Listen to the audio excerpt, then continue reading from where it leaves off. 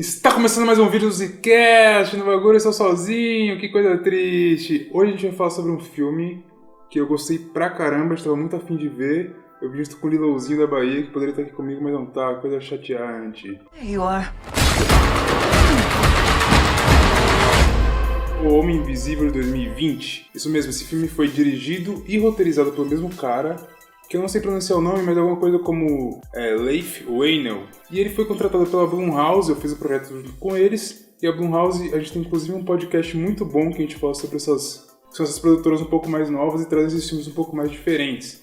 Trazendo esse terror um pouco experimental, vamos dizer assim.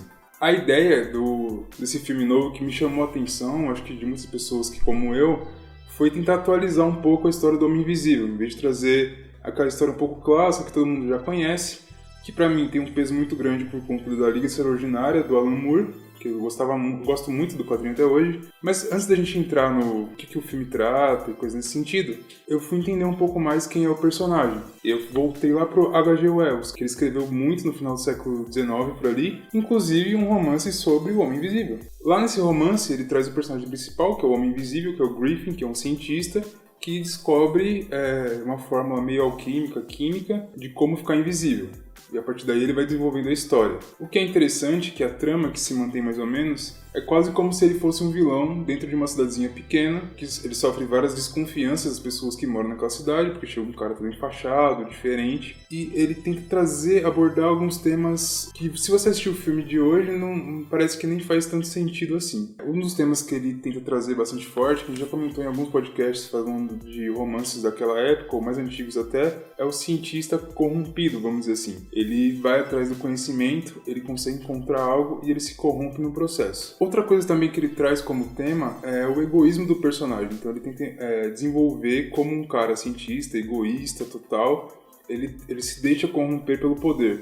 Não é simplesmente porque ele ganhou um poder acidentalmente, ele estava atrás disso. Ele é um cara de personalidade já egoísta, por isso ele conseguiu aquele poder e ele vai se corrompendo. Apesar do filme de 2020, não é a única atualização desse personagem. Tem vários filmes clássicos, etc., que eu não vou comentar aqui, mas tem também um quadrinho muito bom, que é O Ninguém, que é o primeiro quadrinho, vamos dizer assim, mainstream do Jeff Lemire, que é um cara que a gente comenta bastante.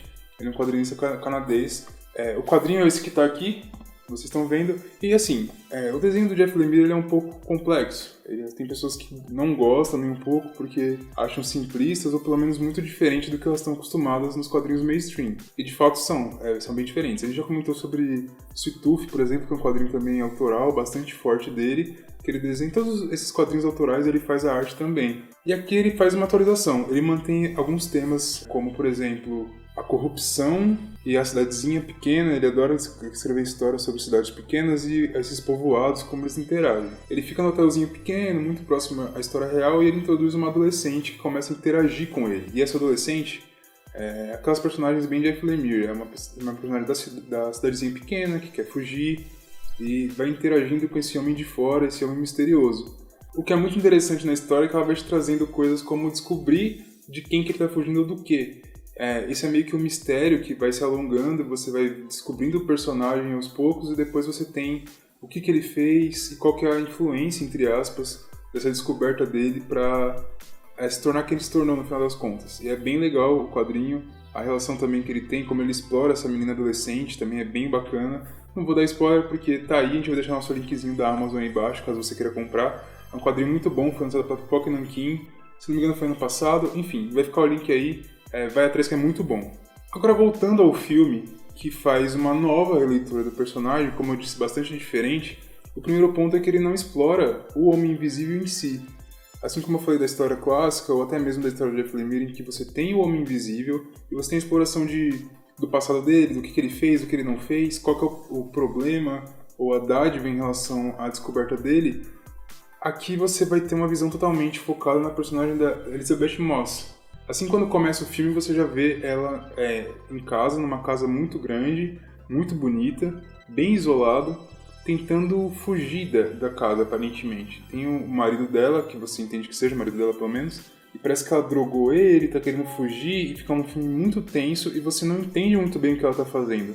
E o que é interessante é porque você torce por ela, você espera que ela fuja, mesmo sem saber o que aconteceu. É como se, mesmo sem o filme te contar, você já tá a favor dela sabendo que ela é uma vítima. Esse relacionamento abusivo, ele começa a ser explorado principalmente pelo que ela fala pros amigos. É uma coisa bem interessante. Você fala, poxa, ela tá falando sendo ouvida. Só que aí começa a vir o terror atrás desse homem invisível. Porque as câmeras desse filme são muito boas, principalmente na parte inicial do filme, e consegue deixar ela sempre não no centro do quadro. Eles destacam ela, mas não da forma que a gente imagina. Por exemplo, aqui no vídeo que vocês estão vendo, eu estou destacado entre aspas. Eu estou no centro do enquadramento.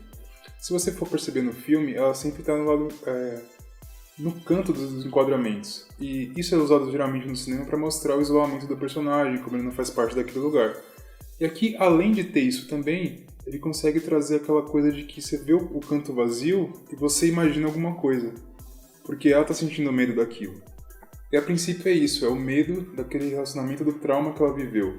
Só que as coisas vão tomando outra proporção. Aí você fica imaginando, poxa, será que de fato é só o trauma pesando na personagem e você está comprando aquilo que ela estava falando, ou de fato tem um cara invisível que está perseguindo ela, ou essa nova vida, não deixando ela ir à frente. E essa é uma discussão que é bastante interessante, porque quando as coisas começam a escalonar no filme, ou as coisas vão ficando mais reais, aparentemente ele está dando mensagens claras para ela, ou ela diz isso, os amigos ou a irmã, por exemplo, que estavam próximos dela, o círculo ali próximo, que começou a escutar o que ela estava falando e a aconchegar ela, começam a dar aquele passo para trás de pensar de que talvez ela esteja virando aquela louca, né? Tipo, poxa, será que foi bem assim? Eu acho que você está exagerando no que você está falando, eu não consigo acreditar em você. E aqui é uma metáfora muito pertinente que o filme consegue utilizar na parte da atualização que eu estava falando. De colocar uma coisa, entre aspas, mítica ou sci-fi, né? Para conseguir trazer essa discussão. Pô, o cara não era tão ruim assim, você tá exagerando e coisa nesse sentido. E isso faz com que traga uma dinâmica toda de suspense pro filme muito pesado. Porque, de certa forma, você tá com ela, o filme consegue te colocar junto a ela. Então você é como se fosse um cúmplice, você sabe que ela tá falando a verdade.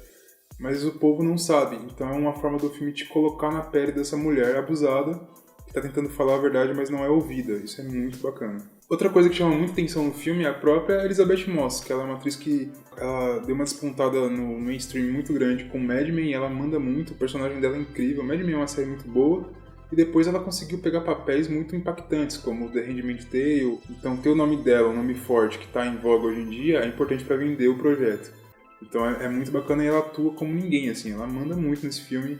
Ela consegue fazer aquelas cenas de suspense em que ela tá atuando sozinha, porque ela tá com o homem invisível, e você compra totalmente. Você percebe principalmente quando tem cenas mais pra frente do filme, em que o homem invisível mesmo, ele tá interagindo com outros atores ou outros personagens. Você percebe como ela é boa. Porque você não sente nenhum tipo de desconforto, ou, pô, ela tá muito fingindo, ela não tá atuando bem. Outra coisa que chama muita atenção pro filme, que eu não vou dar spoilers aqui, mas que eu acho que traz uma outra leitura ainda, é a discussão final dele.